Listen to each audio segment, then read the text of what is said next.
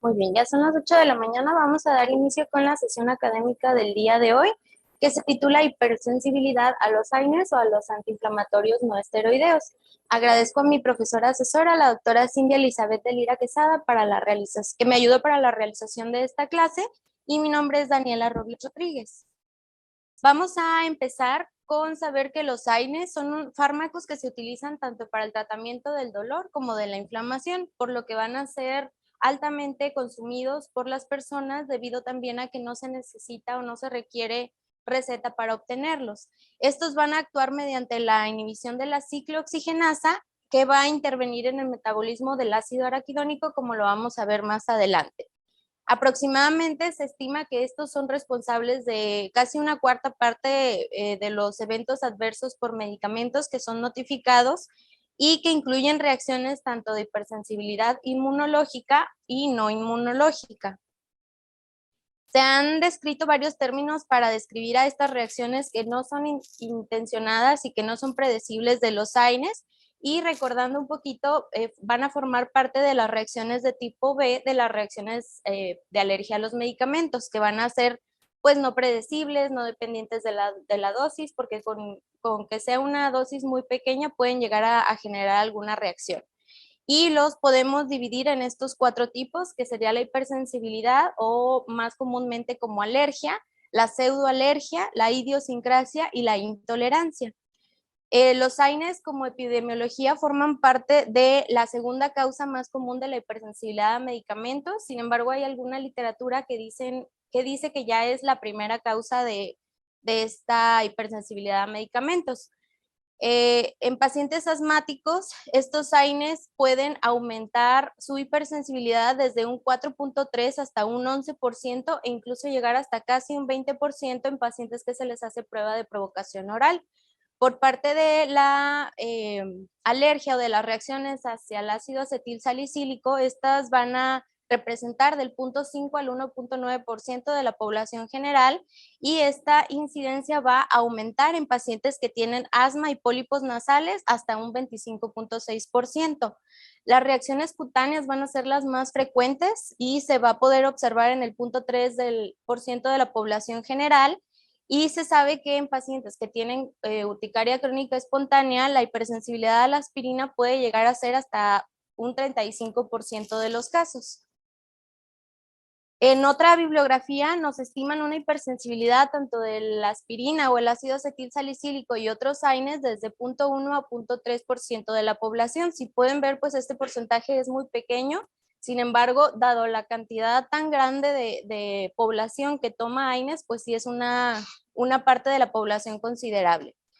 Va a constituir una de las causas más frecuentes de hipersensibilidad inducida por fármacos. Nuevamente, en algunas literaturas la mencionan como la causa más frecuente, y en otras literaturas como la segunda causa, peleándose ahí el primer lugar junto con los antibióticos.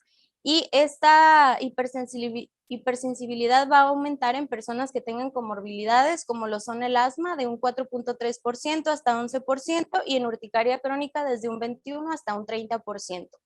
Ya hablando específicamente de alguno de los grupos, los ácido acético heteroarílico, que van a incluir naproxeno, diclofenaco y buprofeno, son los que se han asociado con mayor riesgo a anafilaxia, con un odds ratio de 19.7%.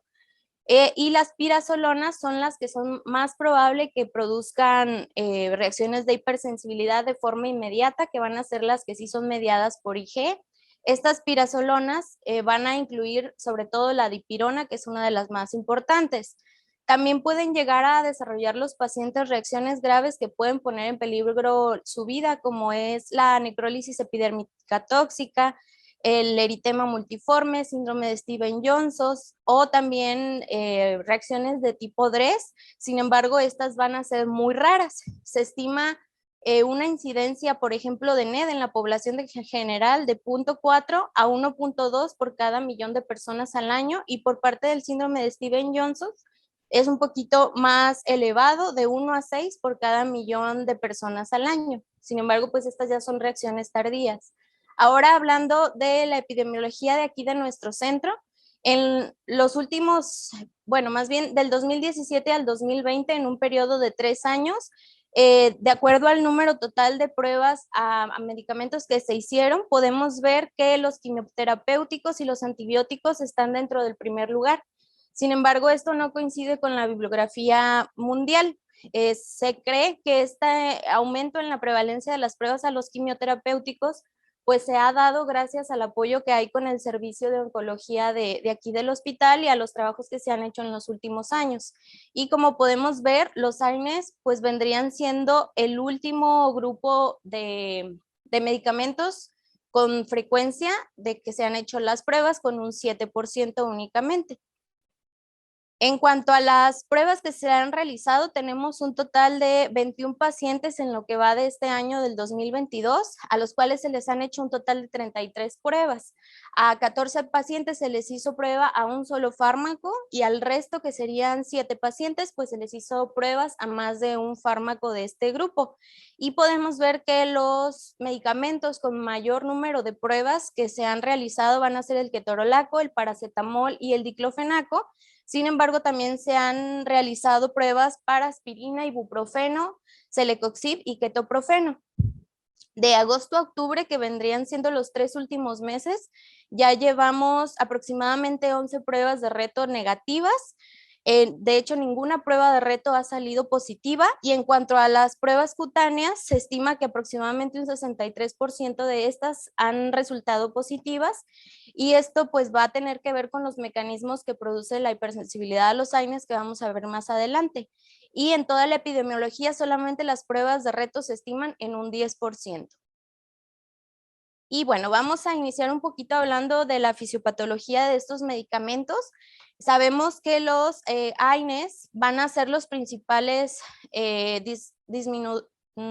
bloqueadores de la COX-1, vaya, en el ácido araquidónico. El ácido araquidónico puede procesarse por medio de 2 vías, por la vía de la lipoxigenasa y de la ciclooxigenasa, para poder generar como componentes finales los leucotrienos y las prostaglandinas respectivamente. Entonces, aquí podemos ver que la COX-2 se va a ver disminuida o se va a ver afectada en pacientes que ya tengan una enfermedad de base como es la EREA, la enfermedad respiratoria exacerbada por AINES, y esto nos va a causar que pues haya una disminución del producto final, que es la prostaglandina E2, y que también haya pues como contraparte un aumento de los leucotrienos, que van a ser las sustancias proinflamatorias. Sin embargo, cuando un paciente consume estos AINES, va a inhibir pues sobre todo la vía de la COX-1, sobre todo estos AINES que son selectivos de la COX-1, lo que va a ocasionar una mayor disminución de la prostaglandina E2, que es una de las prostaglandinas antiinflamatorias, y van a aumentar por el contrario los leucotrienos, que van a ser los proinflamatorios. Entonces, esta alteración en estas vías nos pueden dar estos 3 fenotipos. Como podemos ver en la figura número 1, va a haber un equilibrio entre las sustancias que son proinflamatorias con las que son antiinflamatorias, y en esta pues van a estar activadas las 2 vías, tanto la de la lipoxigenasa como la de la ciclooxigenasa. Sin embargo, en pacientes que tienen EREA y hay una inhibición de esta COX-2, la única que va a estar funcionando va a ser la vía de la COX-1, y solamente por eso pues va a haber una disminución de las sustancias antiinflamatorias, y va a haber un aumento de las proinflamatorias, que serían los leucotrienos y los taxanos.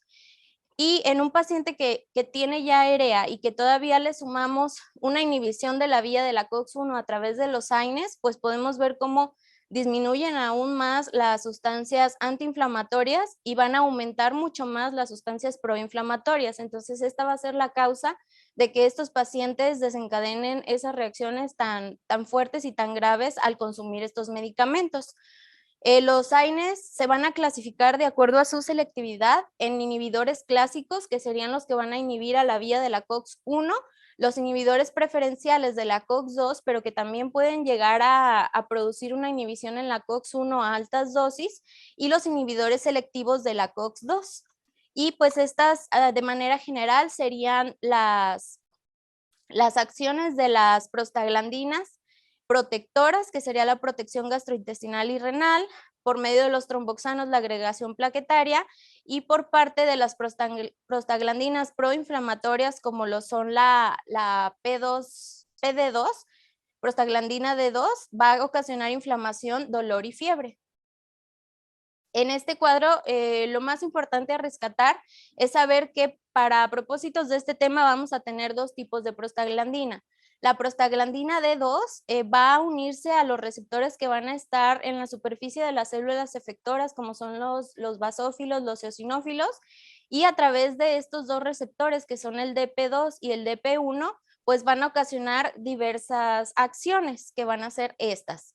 Y por consiguiente, nos van a aumentar la broncoconstricción, va a haber una mayor liberación de proteína catiónica eosinofílica, va a haber una mayor producción de moco y va a haber vasodilatación, debido a que esta va a ser una sustancia proinflamatoria. Por parte de la prostaglandina E2, también va a tener sus receptores específicos, como lo van a ser el EP2 y el EP4, y de igual manera van a llegar a generar muchas acciones dentro de las células, originando que sea como la contraparte de esta prostaglandina D2 y ocasionando que haya una broncodilatación, disminuyendo la hiperreactividad bronquial, estabilizando a los mastocitos, inhibiendo a la proteína catiónica eosinofílica y a los cistenil-leucotrienos, y también favoreciendo a que pues, la barrera endotelial esté mucho más compacta. Por parte de los leucotrienos, algo que va a ser importante, la prostaglandina D2 va a ser esta que está justo antes de la prostaglandina E2, que es la prostaglandina antiinflamatoria. Entonces, al haber una disminución de la prostaglandina E2, por consiguiente la prostaglandina D2 va a estar aumentada, y eso es secundario a esta cuestión, donde se considera que la E2 va a estabilizar la membrana de los mastocitos. Entonces, si esta prostaglandina E2 está disminuida, no va a haber una estabilización en esa membrana de los mastocitos y va a haber una mayor liberación de prostaglandina D2 y también de todos los tipos de leucotrienos. Entonces, los cistenil-leucotrienos también a su vez van a poder causar broncoespasmo, hipersecreción de moco, aumento de la permeabilidad vascular, va a haber una mayor liberación de interleucinas como la 4, la 5, por parte de las células efectoras, y también va a haber una mayor proliferación de músculo liso y de fibrosis. Y también va a haber una clasificación de los AINES de acuerdo a su grupo químico. Como podemos ver, estos son los 6 grupos más importantes. En el grupo de los ácidos salicílicos, pues va a estar la aspirina, la sulfasalacina, que van a ser como los más importantes. Dentro del grupo de los ácidos propiónicos van a estar ibuprofeno, naproxeno, ketoprofeno, entre otros. En el grupo de los ácidos fenámicos, pues el ácido mefenámico, que es uno como de los más representativos. Dentro de los ácidos acéticos van a encontrarse el diclofenaco, el ketorolaco, la indometacina y el sulindaco como uno de los más importantes. Este grupo de los ácidos acéticos en esta otra tablita los dividen en dos, en los que son ácidos acéticos heteroarílicos y los que son ácidos acéticos indénicos. Y pues dependiendo de cada grupo, pues van a ser los AINES que van a pertenecer a ellos. Y también vamos a tener el grupo de los ácidos enólicos, donde se van a encontrar las pirazolonas, que recordemos que van a ser las que principalmente van a estar asociadas con estas reacciones de hipersensibilidad, como la dipirona y la fenilbutazona. Y también dentro de este grupo se encuentran los que terminan en el sufijo oxicam, que sería piroxicam, meloxicam, entre otros. Y también tenemos los que son selectivos de la COX-2, inhibidores selectivos, como el celecoxib, el rofecoxib, valdecoxib, toricoxib, entre otros. Algo importante a saber aquí es que a pesar de que el paracetamol no se considera un AINE como tal, siempre se ha incluido dentro de esta clasificación debido a que tiene una actividad inflamatoria muy leve, y como también genera reacciones de hipersensibilidad, pues la mayoría de la bibliografía lo incluye dentro de este grupo. También hay otra clasificación de los AINES dependiendo de la inhibición de las vías que realice pues en toda la cascada del ácido araquidónico. Como podemos ver, en esta parte de arriba van a ser los que son inhibidores altamente selectivos de la COX-1, como la aspirina, el piroxicam, sulindaco, ibuprofeno, ketorolaco, naproxeno y ketoprofeno, indometacina y diclofenaco. En la parte de abajo a su derecha podemos ver que se encuentran los inhibidores de la COX-2 altamente selectivos, que son los que terminan en el sufijo COXIB. Del lado izquierdo superior, vamos a tener a los inhibidores de la COX-2 preferenciales. Estos son los que les comentaba que a dosis altas pueden llegar a inhibir también a la COX-1, que van a ser el meloxicam, la nimesulida, la nabumetona y la tolmetina. Y por parte de los inhibidores débiles de la COX-1 vamos a tener a la aspirina, al paracetamol, al diflunisal y a la sulfasalacina. También hay una clasificación de las reacciones que generan estos AINES de acuerdo al tiempo en el que inician los síntomas.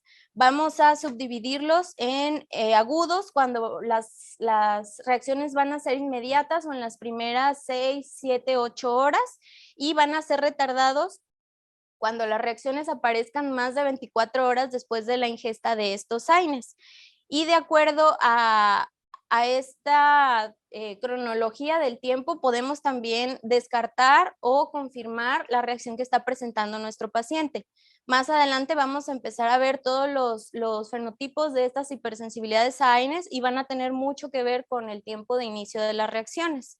Esta es la clasificación de la Sociedad Europea de Alergia, en donde vamos a ver que generalmente va a haber solamente 5 grupos de reacciones de hipersensibilidad a los AINES, que van a ser la enfermedad respiratoria exacerbada por AINES o EREA, como se conoce comúnmente, la enfermedad cutánea exacerbada por AINES, la enfermedad cutánea, o sea, angioedema y urticaria inducida por AINES, la urticaria, angioedema y anafilaxis inducida por un solo AINE, y la hipersensibilidad retardada inducida por un solo AINE. Entonces, las primeras 3 van a formar parte de una reacción cruzada entre estos medicamentos, ya que pueden presentar estas reacciones con 1, 2 o 3 medicamentos, casi siempre de diferentes grupos, mientras que las reacciones selectivas van a presentarse con un solo medicamento o con medicamentos que pertenezcan al mismo grupo y sean muy similares entre ellos. En esta clasificación también se incluyen otras subclasificaciones que son menos estudiadas, como lo van a ser las reacciones mixtas, en donde podemos tener estos tipos de reacciones tanto con un AINE como con múltiples AINES. Tenemos también la anafilaxis, que es inducida por AINES dependiente de alimentos, en donde el paciente pues va a tener una alergia alimentaria de base y al consumir AINES se va a desencadenar esta anafilaxia. Y también la reacción que es inmediata con múltiples AINES, como les comentaba. Entonces vamos a tener varios factores de riesgo para que un paciente nos pueda llegar a desarrollar una hipersensibilidad a AINES. Dentro de los más importantes va a ser la urticaria crónica espontánea, los antecedentes de anafilaxia, sobre todo este grupo de medicamentos. Si se presentan síntomas inmediatos con los medicamentos, también puede ser un factor de riesgo. La edad avanzada, sobre todo porque en personas de la tercera edad, pues ya tenemos una polifarmacia que nos hace más susceptibles a llegar a desarrollar alguna reacción. Y los antecedentes de atopia. Estos antecedentes de atopia se han visto que son más importantes, sobre todo en los fenotipos en los que hay una reactividad cruzada, que serían los primeros 3 que mencioné: la enfermedad respiratoria exacerbada por AINES, la enfermedad cutánea exacerbada por AINES y la urticaria y angioedema inducido por AINES. Y esto se ha visto que particularmente van a estar asociados a sensibilidad con el ácaro de polvo, sobre todo el Dermatofagoides farinae.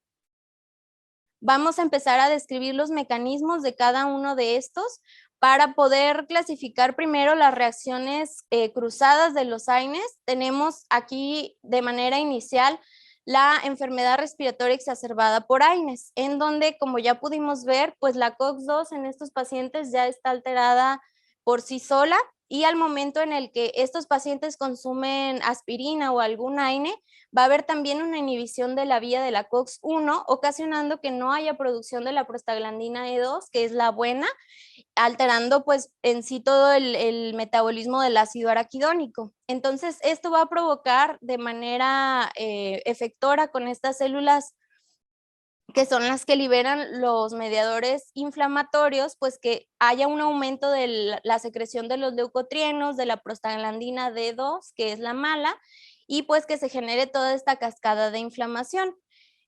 También tenemos de este otro lado a la urticaria y angioedema inducida por AINES y a la enfermedad cutánea exacerbada por AINES, en donde el mecanismo va a ser el mismo, sin embargo, pues a nivel de piel, a comparación de la enfermedad respiratoria que sería a nivel pulmonar.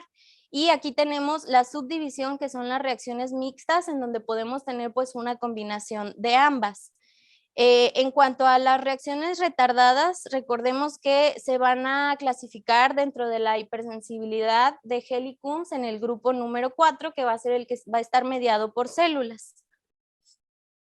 Y dentro de estos grupos, como les comentaba, va a haber ciertos medicamentos que van a cruzar con mayor frecuencia y que van a hacer reacción cruzada desde un 60 hasta un 100%, y van a ser estos, son 14 medicamentos, en donde se incluye el ibuprofeno, la indometacina, el sulindaco, el naproxeno, entre otros, que van a ser los más importantes, y todos estos van a pertenecer a estos grupos, al grupo de los ácidos salicílicos, de los ácidos fenámicos, de los ácidos acéticos, tanto heterocíclicos como carbocíclicos, los ácidos propiónicos, los ácidos fenilacéticos, los ácidos enólicos y también las alcanolas naftílicas.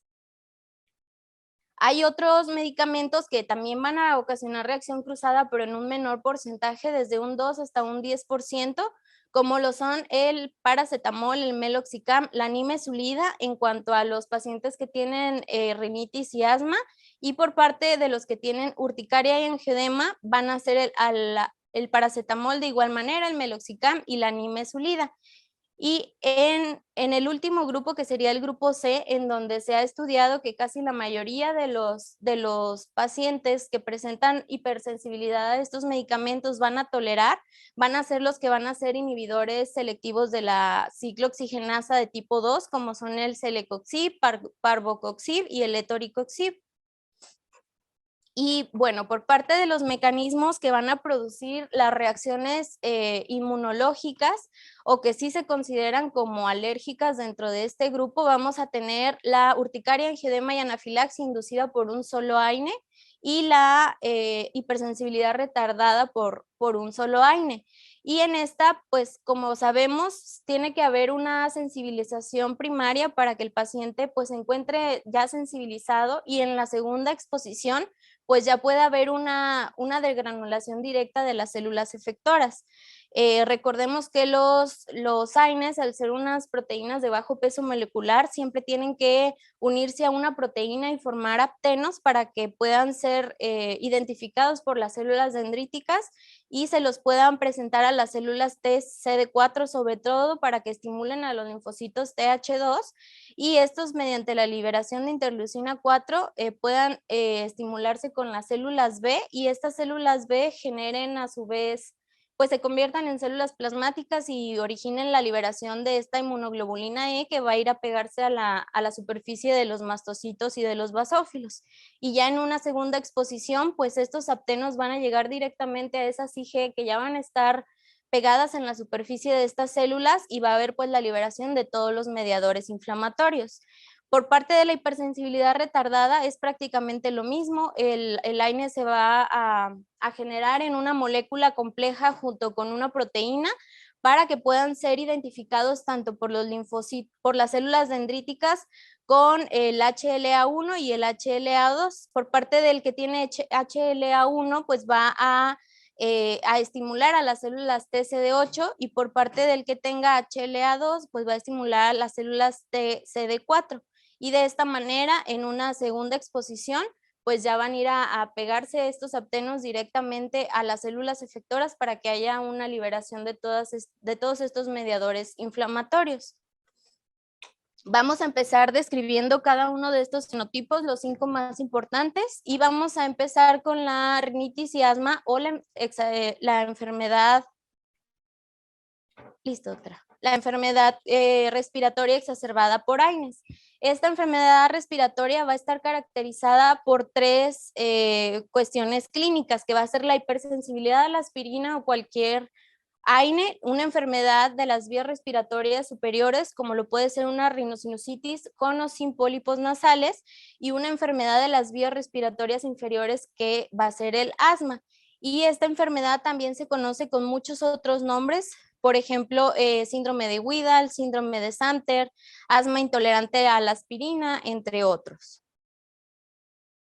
Esta enfermedad respiratoria exacerbada por los AINES, se sabe que su mecanismo fisiopatológico no va a ser inmunológico, ya que se ha atribuido a las propiedades farmacológicas de estos AINES, en donde va a haber una inhibición selectiva de la COX-1. Entonces, como ya lo hablamos, la privación de la prostaglandina E2, que sería la prostaglandina buena, va a conducir a la activación de las vías de la contraparte, que van a ser las vías inflamatorias, y de esta manera va a haber un aumento de la generación local y sistémica de los leucotrienos y también de la prostaglandina D2.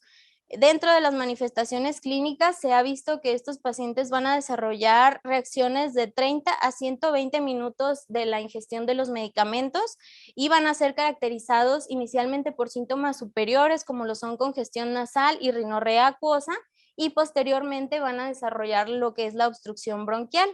Y de igual manera se ha observado que puede ir acompañado también de síntomas extrabronquiales, como síntomas oculares, cutáneos o gástricos.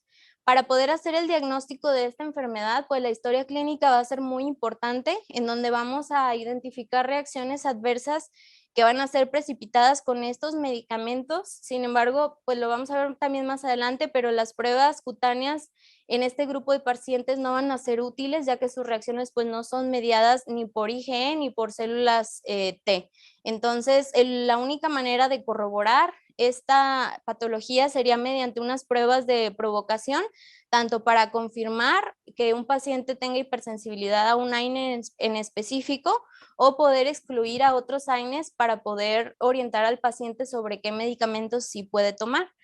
En cuanto al manejo de estos pacientes, pues se sugiere sobre todo evitar el AINE que desencadena los síntomas, y a los mismos que tengan la misma actividad inhibitoria de la COX-1, y se sugiere que pueden consumir dosis bajas de paracetamol menor a 500 miligramos. Sin embargo, también pueden llegar a consumir menos de 1000 miligramos. Sin embargo, se ha visto que a esta dosis hasta un 30-40% de los pacientes pueden llegar a desarrollar reacciones. En este grupo específicamente es donde va a ser más útil realizar una desensibilización a la aspirina. ¿Cuáles van a ser las indicaciones? Que un paciente tenga una enfermedad isquémica coronaria en donde necesite un medicamento antiplaquetario, en este caso la aspirina, de manera crónica. En los trastornos reumatológicos, donde sabemos pues el control del dolor va a ser muy importante para ellos, y también como opción adicional para el manejo farmacológico de esta patología, de la enfermedad respiratoria exacerbada por AINES. Para poder hacer la desensibilización, se sugiere que la administración repetida de aspirina pueda llegar a inducir tolerancia, y pues ya una vez que inducimos esa tolerancia, hay que seguir una dosis de mantenimiento para que se pueda ingerir esta aspirina de forma regular, generalmente diario. Sin embargo, puede ser incluso cada 2 días, ya que este estado de tolerancia puede llegar a desaparecer de 2 a 5 días después de la interrupción del tratamiento. Continuando con el siguiente grupo, que sería la enfermedad cutánea exacerbada por los AINES o urticaria y angioedema, se ha visto que este va a estar presente sobre todo en pacientes que ya tienen la comorbilidad de una urticaria crónica espontánea, y ante la ingestión de los AINES puede haber una exacerbación de la enfermedad subyacente y inducir tanto urticaria sola como urticaria y angioedema. Esta patología se ha visto hasta en el 30% de estos pacientes que tienen urticaria crónica espontánea. Sin embargo, la actividad o la reactividad ante los AINES se va a ver influenciada sobre todo por la actividad de la enfermedad subyacente. ¿A qué me refiero con esto? Que si la urticaria crónica espontánea está muy activa, va a ser mucho más probable que haya una exacerbación con la ingesta de AINES. Y por el contrario, si tenemos un paciente completamente controlado de su urticaria, es un poco menos probable que pueda haber una exacerbación grave con estos medicamentos. En cuanto a los mecanismos fisiopatológicos, pues también van a reaccionar de forma cruzada solo con los inhibidores de la COX-1, disminuyendo la producción de prostaglandinas protectoras, que sería la E2, y activando la liberación de los mediadores inflamatorios, leucotrienos y la prostaglandina D2. En cuanto a las manifestaciones clínicas, se ha visto que estas aparecen mucho más rápido. El rango es desde 15 minutos hasta 24 horas pueden llegar a presentar las reacciones, sin embargo, el tiempo como más frecuente es de 1 a 4 horas. Y aquí vamos a poder observar erupciones cutáneas que van a disminuir en pocas horas, pero que también pueden llegar a durar varios días. Algunos también pueden llegar a desarrollar síntomas respiratorios, sin embargo, estos síntomas pues van a ser leves.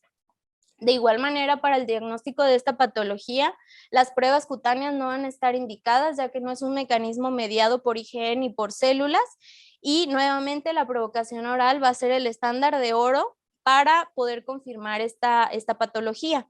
Sin embargo, en este grupo específicamente sí se sugiere evitar durante una exacerbación de la urticaria crónica subyacente de 1 a 2 semanas para que no haya un falso positivo. En cuanto al manejo, en este grupo también se sugiere evitar los AINES selectivos de COX-1 y se ha estimado que hasta un 90% de estos va a tolerar el paracetamol. También se sugiere que antes de la prescripción de algún tratamiento alternativo, como en todas las demás, se realice una prueba de reto para corroborar que hay una ausencia de reactividad ante este. Continuando con el tercer grupo, que es la urticaria y angioedema inducido por múltiples AINES, aquí algo característico va a ser que no va a haber una enfermedad subyacente. Esta urticaria y angioedema solamente van a aparecer al consumir varios AINES en sujetos que son sanos, sin antecedentes de trastornos crónicos ni de la piel ni de vías respiratorias. Algo importante en este grupo es que es el cuadro más común de hipersensibilidad a los AINES en los adultos, hasta en un 60%. Y de acuerdo al grupo etario, pues va a haber diferentes presentaciones. Lo más común es que en adultos se presente a manera de urticaria generalizada, y por parte de los niños, lo más frecuente es que generen angioedema, sobre todo en la región periocular. De igual manera, el mecanismo fisiopatológico aquí no está claro, pero se ha sugerido que también sea relacionado con inhibición de la COX-1 con posterior liberación de mediadores inflamatorios. Y dentro de las manifestaciones clínicas, esta urticaria y angioedema también puede llegar a presentarse desde minutos o hasta 24 horas después de la ingesta de diferentes AINES. Para el diagnóstico, la historia clínica va a ser muy importante, con reacciones a más de un AINE en personas sanas. De igual manera, las pruebas cutáneas no van a ser relevantes en este grupo, y para poder confirmarse se sugiere la prueba de provocación oral.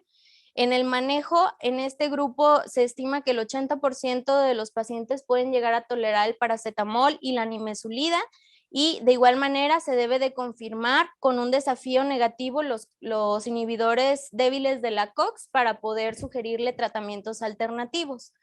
Ya vamos a iniciar con los grupos de hipersensibilidad selectiva a los AINES. El primer grupo va a ser las reacciones inducidas por un único AINE, en donde podemos tener cualquiera de las tres patologías importantes, que son urticaria, angioedema y anafilaxia, que van a ser inducidos por un solo AINE o con grupos de compuestos estrechamente relacionados químicamente, es decir, todos los de un solo grupo, que pueden ser los ácido salicílicos, pueden ser las pirazolononas, entre otras. El 30% de los pacientes con antecedentes de hipersensibilidad por los AINES eran reactores a un solo fármaco. Esto es de manera general. Entonces, esta se consideraría como la segunda hipersensibilidad a AINES más frecuente. Y dentro de este grupo, los medicamentos que más frecuentemente pueden llegar a ocasionar este cuadro clínico serían las pirazolonas, en primer lugar, seguidas del paracetamol, el ibuprofeno, el diclofenaco y el naproxeno. En cuanto a los mecanismos fisiopatológicos, en este grupo es donde sí se sugiere fuertemente un tipo de reacción inmunológica, sobre todo mediado por IgE, por lo que en este grupo sí se sugiere realizar pruebas cutáneas. Sin embargo, estas pruebas cutáneas no están aceptadas de manera universal, debido a que una prueba cutánea negativa no te va a excluir esta enfermedad. Las manifestaciones clínicas, pues como el nombre lo dice, van a presentar urticaria, angioedema o anafilaxia a los pocos minutos de haber ingerido el medicamento. Sin embargo, se ha visto que estas reacciones las reacciones leves de urticaria y angioedema pueden llegar a progresar a reacciones de choque anafiláctico y de muerte. Para el manejo, pues es la evitación estricta del medicamento culpable y se pueden sugerir medicamentos alternativos siempre y cuando haya previo una provocación oral para poder confirmar que no hay alguna reacción. Y el último subgrupo, que serían las reacciones retardadas a los AINES, en estas vamos a presentar reacciones cutáneas y o sistémicas que van a involucrar a otros órganos y se van a desarrollar característicamente después de 24 horas de la exposición al fármaco.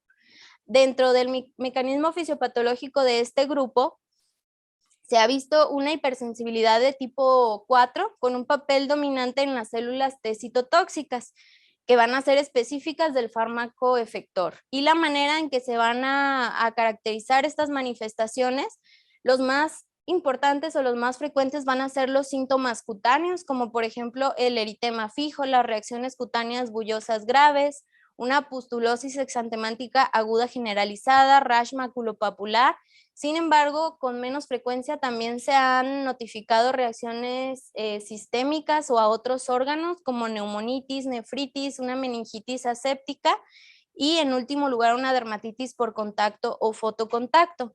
El diagnóstico se va a basar en el cuadro clínico y aquí en este grupo se pueden utilizar las pruebas de parche que van a ser simples y seguras, pero nuevamente pues no están estandarizadas hasta qué punto se consideran positivas o negativas, por lo que hay que individualizar cada caso.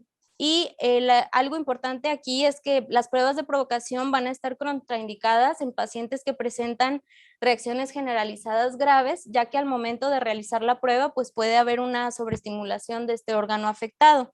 Y en cuanto al manejo, va a ser la interrupción de la medicación incriminada y medicamentos de sostén para poder manejar los síntomas, ya sean cutáneos, respiratorios, neurológicos, entre otros. Un grupo etario que tiene gran relevancia va a ser el de los niños, en donde estas reacciones a los AINES de manera general se van a reportar con menor frecuencia y en este grupo van a presentar el segundo lugar de las reacciones de hipersensibilidad a medicamentos, solamente superada por los antibióticos. Van a tener una prevalencia del 0.3% y esta prevalencia va a aumentar en niños asmáticos a un 5% después de la provocación oral. En estos niños va a ser más frecuente la aparición de angioedema periorbital, como ya lo habíamos visto, sobre todo en escolares, adolescentes y adultos jóvenes. Y en niños está mucho más fuerte esta asociación a atopia para poder desarrollar alguno de estos 5 fenotipos. Ahora, en cuanto al diagnóstico, ya lo habíamos visto en cada uno de los subgrupos, sin embargo, hay que saber y conocer que va a implicar un gran reto debido a la heterogeneidad de los fenotipos y a los mecanismos involucrados. Y sobre todo también porque hay una falta de métodos tanto in vitro como in vivo de estos medicamentos, que pues se considera que en la mayoría de los casos no van a ser necesarios porque solamente uno de los 5 grupos van a estar mediados por IgE y se considera el estándar de oro la prueba de provocación al medicamento. Este es un algoritmo en donde nos indica ¿cómo podemos ir haciendo el diagnóstico y descartando posibilidades? Inicialmente, pues tenemos que ver que nuestra reacción haya sido aguda, porque si es retardada, recordemos que forma parte de las hipersensibilidades selectivas. Entonces, si es aguda, tenemos 4 opciones. ¿Cómo lo vamos a poder escoger o poder incluir en un subgrupo? Vamos a preguntar inicialmente por el patrón clínico de la reacción. Si fueron síntomas pulmonares, pues nos vamos hacia el lado derecho. Si fueron síntomas sobre todo cutáneos o una anafilaxia como tal, nos podemos ir del lado izquierdo. Posteriormente debemos de preguntar acerca de las enfermedades subyacentes, que como lo vimos puede ser una triada de Samter, que es la rinosinusitis con pólipos nasales, el asma y pues sí, los rinosinusitis, los pólipos y el asma. Y si tenemos una urticaria crónica espontánea o angioedema crónico, pues nos lleva hacia la enfermedad cutánea exacerbada por AINES. Y de este otro lado nos llevaría a la enfermedad respiratoria exacerbada por AINES. Sin embargo, si no hay ninguna enfermedad subyacente, lo que tenemos que observar es si hay una reactividad cruzada con los medicamentos que el paciente ha ingerido, y si hay una reactividad cruzada, pues podría encasillarse dentro de la urticaria y angioedema inducida por AINES, y si no hay una reacción cruzada, pues se va a encasillar dentro de la urticaria, angioedema y anafilaxia inducidas por un solo AINES. Solamente en esta vamos a tener mayor utilidad de las pruebas cutáneas. Sin embargo, en las otras tres, pues no van a estar recomendadas. Todos los estudios in vitro, como son el test de activación de basófilos, la ELISA, entre otros, no van a estar validados, al igual que la toma de IG sérica. Para hacer el diagnóstico, la sospecha más importante va a encontrarse dentro del interrogatorio y del examen físico, ver si el paciente tiene lesiones cutáneas o si tiene reacciones respiratorias, entre otras. Si las reacciones inmediatas cutáneas se tiene que confirmar mediante una prueba de provocación, y si las reacciones son inmediatas respiratorias, se debe de hacer igual la provocación, pero de manera bronquial. En cuanto a las reacciones retardadas, se sugieren las pruebas intradérmicas o las pruebas de parche, y de igual manera se puede utilizar una prueba de transformación linfoblástica, y ya vimos que el test de activación de basófilos no ha sido validado. Y este es un estudio en donde se sugerían 7 pasos para poder llegar a un diagnóstico que prácticamente son los mismos que ya vimos dentro del algoritmo pasado. Ahora, en cuanto a las pruebas diagnósticas para poder identificar a las reacciones retardadas, podemos tener aquí dentro del test de parche pruebas intradérmicas, la provocación oral con el medicamento sospechado o la provocación oral con un AINE alternativo. Y de acuerdo a la reacción que presentó nuestra paciente, si es una erupción fija a medicamentos, si es una erupción maculopapular, si es una dermatitis por contacto o una pustulosis exantemántica, pues vamos a tener qué estudio poderle ofrecer a cada uno de ellos. Sin embargo, algo importante a rescatar de esta tabla es saber que la provocación oral con el medicamento sospechado no se va a sugerir en enfermedades que puedan poner en peligro la vida, como son la necrólisis epidérmica tóxica o el síndrome de Stevens-Johnson y la pustulosis exantemántica. Ahora, en cuanto a las pruebas cutáneas, solamente pues los que tienen más estudios que se pueden llegar a realizar son las pruebas con el paracetamol y con el metamizol. Son las únicas que igual no están estandarizadas, pero son las que más se han utilizado en la bibliografía. Y aquí tenemos las dosis tanto para hacer la prueba cutánea por punción como para hacer la prueba intradérmica. Estas dosis se han visto que son las menos irritativas y que nos pueden arrojar un resultado más fidedigno.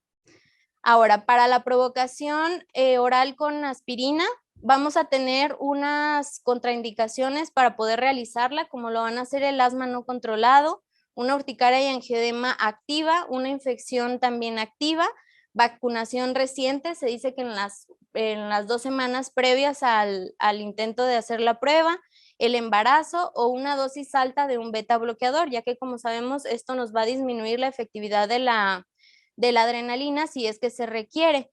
Los desafíos de la provocación en pacientes con antecedentes de reacciones agudas a medicamentos, sobre todo a los AINES, se van a hacer de esta manera. Vamos a hacer aquí la realización de esta prueba de reto, y si tenemos un reto positivo, pues nos puede confirmar que es una enfermedad respiratoria exacerbada por AINES, si es que nuestro paciente presentaba síntomas respiratorios. Por parte de los síntomas cutáneos, después de hacer la prueba de reto, si tenemos una prueba de reto positiva, puede ser tanto la enfermedad cutánea exacerbada por AINES como la urticaria y el angioedema exacerbado por un solo AINE. Y si tenemos una prueba de reto negativa, pues sería la alergia, urticaria y angioedema exacerbada por un solo AINE. La prueba de provocación oral con esta aspirina, este es un esquema que se puede utilizar, pero para niños, con 4 dosis de 2.5 miligramos por kilo cada 60 minutos. Si vemos que el paciente no presenta reacciones, podemos pasar al 20, 30, 50% respectivamente cada 60 minutos de una dosis total de 50 miligramos por kilo. Y es una manera en que podemos realizar esta prueba de provocación a la aspirina. También hay otra sugerencia en cuanto al ibuprofeno y al paracetamol, que es pues muy similar. Ahora, también hay un reto que se puede hacer de manera intranasal, sobre todo en los pacientes con EREA, en el cual pues se sugiere utilizar el ketorolaco parenteral. También hay un spray nasal que es ketorolaco, pero ese no está disponible en nuestro país, por lo que se utiliza este ketorolaco parenteral, el cual pues sabemos que es usado para dolores intensos y que es un potente inhibidor de la COX-1. Se sugiere que sea de manera intranasal, ya que esta nos va a inferir un menor riesgo de broncoconstricción grave a los desafíos, a comparación de los desafíos orales, y hay un menor riesgo de síntomas extrapulmonares. Sin embargo, la sensibilidad de este es baja, se estima que es alrededor de un 78%, por lo que una respuesta negativa a este no nos va a llegar a descartar la hipersensibilidad a la aspirina. Ya pasando al tratamiento, pues las reglas generales del manejo de la hipersensibilidad a los AINES van a incluir el cese del medicamento sospechado o de los medicamentos que crucen entre el mismo grupo. Y se debe de otorgar la información al paciente tanto del AINE que no puede consumir y de todos los que pertenecen a este grupo, así como una lista de los AINES alternativos que sí puede llegar a consumir y las dosis también. Se recomienda que la seguridad de los medicamentos alternativos se confirme siempre a través de una prueba de provocación oral, y la única forma específica de tratamiento va a ser la desensibilización cruzada de medicamentos. Generalmente se hace a la aspirina, y esta se puede controlar si se puede realizar si se ha diagnosticado un tipo específico de hipersensibilidad por los AINES, que como podemos ver en esta tabla, pues van a ser solamente sugeridas en pacientes que tengan enfermedad respiratoria exacerbada por AINES y urticaria y angedema inducido por AINES. Van a ser en los únicos dos grupos que va a estar sugerida esta desensibilización. Para poder sugerirle al paciente una desensibilización, se debe de establecer el tipo de hipersensibilidad para poder saber si va a ser óptimo o no esta desensibilización. En pacientes con enfermedad cutánea exacerbada por AINES, la desensibilización ha sido un poco controvertida, pero esto tiene mucho también que ver con la actividad de la enfermedad subyacente que van a tener nuestros pacientes. En cuanto a la anafilaxia urticaria y angedema inducida por un solo AINE, no existen datos claros en estos pacientes de pruebas de sensibilización. Y como ya sabíamos, hay que mantener el estado de tolerancia en estos pacientes, ya que el periodo refractario va a durar de 2 a 5 días. Entonces, si el paciente deja de tomarlo durante este tiempo, se tendría que repetir esta desensibilización para que el paciente pudiera continuar tomándolo.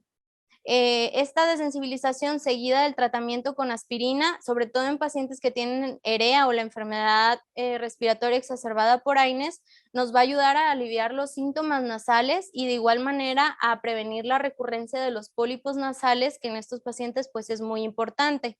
En pacientes que necesiten tratamiento antiplaquetario, como son las enfermedades cardiovasculares, o también en requerimientos de tratamiento analgésico crónico, también estaría efectivo realizar esta desensibilización. Y por parte de la dosis diaria efectiva de la aspirina, que puede llegar a representar una mejoría para estos pacientes, va a variar desde 300 hasta 1300 miligramos al día. La desensibilización es importante que se realice en un centro capacitado para poder reaccionar ante cualquier efecto adverso que pueda generar esta desensibilización, y importante que siempre el paciente permanezca vigilado y con control de signos vitales.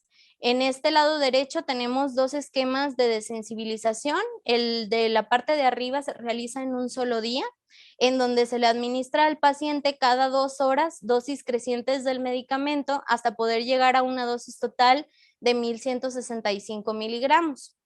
Siempre al final de que le demos la dosis al paciente debe de quedar en vigilancia para poder corroborar que no vaya a desarrollar ninguna reacción.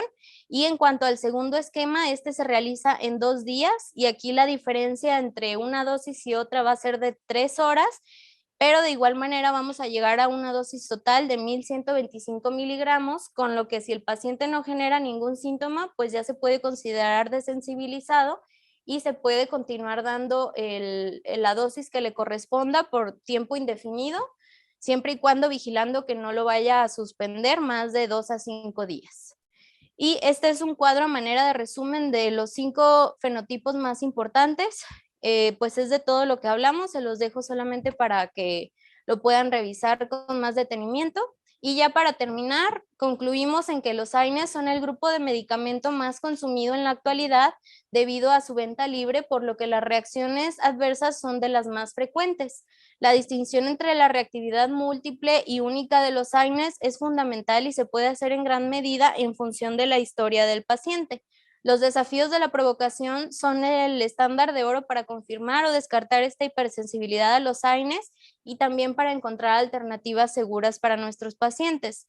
La desensibilización a aspirina va a ser un método seguro eficaz para los pacientes que tienen una indicación estricta de uso o que en este caso quisieran mejorar los síntomas relacionados a la toma de estos medicamentos, como son los pacientes de la EREA. Y eso sería todo. Muchas gracias.